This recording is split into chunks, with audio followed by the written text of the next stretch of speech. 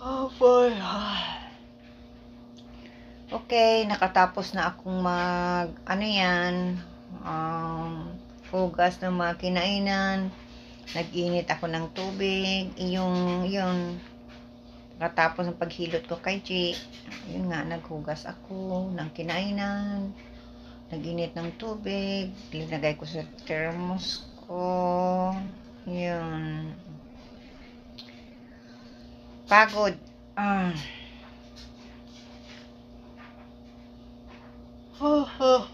Excuse me. Tapos, isusort out ko yung mga nakuhang kahon doon at yung mga ibang gamit na mama at yung ibang gamit ko rin. Yan. Nakakaano talaga. Kung isipin kong yung mga ginawa sa akin na mga mind games, siguro matagal na akong patay. Dahil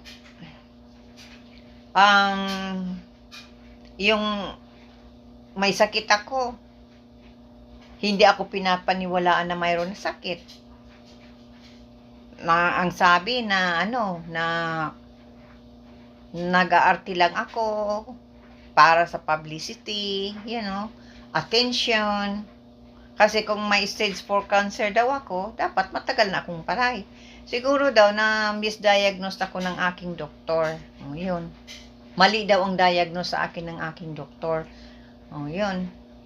Kasi sino ba naman na may sakit, yan, pilit na naglalakad, yan. Kasi ako ang isang tao na kahit masama ang pakiramdam ko, habang kaya ko pa, napili talaga ako. Nahiga lang talaga ako yung hindi ko kaya. Pero hanggang kaya ko, napili talaga ako. Kaya yung mga sunod-sunod na pang-stress sa akin, na wala akong sakit, nagpe-pretend lang daw ako, yung mga pangbabash sa akin, ay kung nagpa-apekto ako, siguro wala na ako sa panahon sa taon na ito. Matagal na.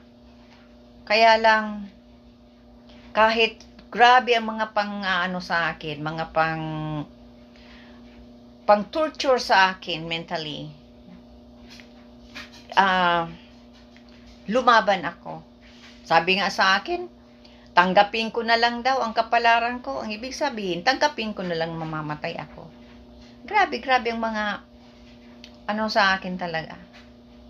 Kalain mo, may sakit na ako.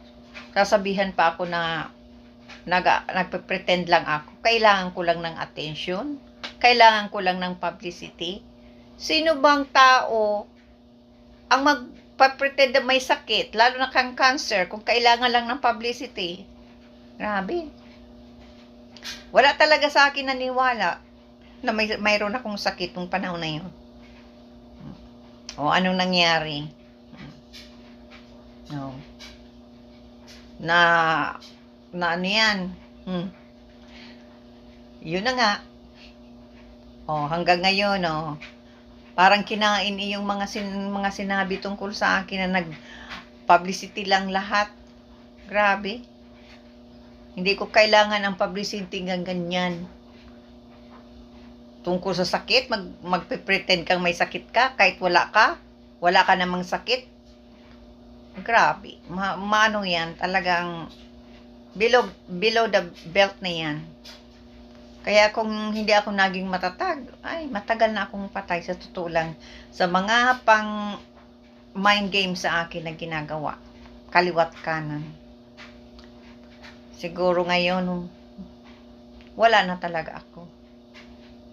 Kaya hanggang ngayon talaga ini-stress pa ako. Gusto nga nilang makitang talagang patay na ako, mamatay na ako. Yan. So, yan talagang totoo. Ginagawang lahat para ako mamatay na. Kung ano-anong mga report sa akin. Grabe.